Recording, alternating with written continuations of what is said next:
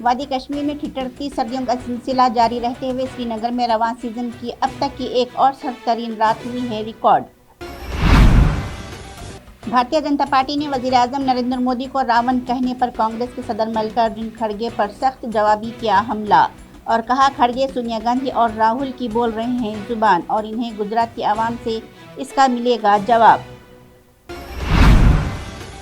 اسرائیلی film ساز Nadav Lapid نے the Kashmir files film کو پروپیگنڈا دیا ہے قرار۔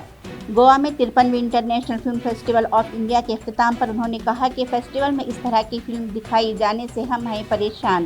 تاہم لیپڈ کے بیان پر اسرائیلی سفیر نادر گیلون نے سرزنش کی تھی اور ان کے بیان پر ظاہر کی معذرت۔ سماجوادی پارٹی کے سینئر لیڈر و سابق کابینی وزیر محمد اعظم خان نے کسی پارٹی کا نام لیے بغیر کہا کہ جس طرح سے ظلم ڈھائے جا رہے ہیں اس طرح سے تو ہٹلر نے بھی یہودیوں کے ساتھ ایسا نہیں کیا تھا ظلم۔ ایم پی اور راجستھان میں 40 کلو سونے کی ڈکیتی کا بہار سے تعلق۔ پٹنہ ویشالی میں چھاپے، دونوں ریاستوں کی پولیس بہار کے کئی اضلاع میں مجرموں کی تلاش میں مار رہی ہے چھاپے۔ دہلی ایمز کا سرور چھٹے دن بھی ڈاؤن رہا۔ دریں اثنا ہیکرز نے مبینہ طور پر کرپٹو کرنسی میں 200 کروڑ روپے کا کیا مطالبہ۔ وارانسی کے گیان واپی کیس کو لے کر پیر کو الہ آباد ہائی کورٹ میں ہوئی سماعت۔ تقریباً 1 گھنٹے تک سماعت کے بعد عدالت نے فیصلہ کر لیا محفوظ۔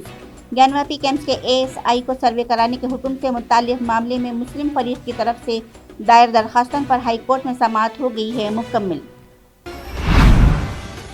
اپنے کھانے کی ترسیل اور on line learning plate form کے کاروبار کو بند کرنے کے چند دن بعد ایمیزون نے اب اپنا تھوک ڈسٹری بیوشن کاروبار کر دیا ہے بند۔ ایمیزون ڈسٹریبیوشن یہ کاروبار کرناٹک میں بنگلورو، ہبلی اور میسور میں چلتا ہے۔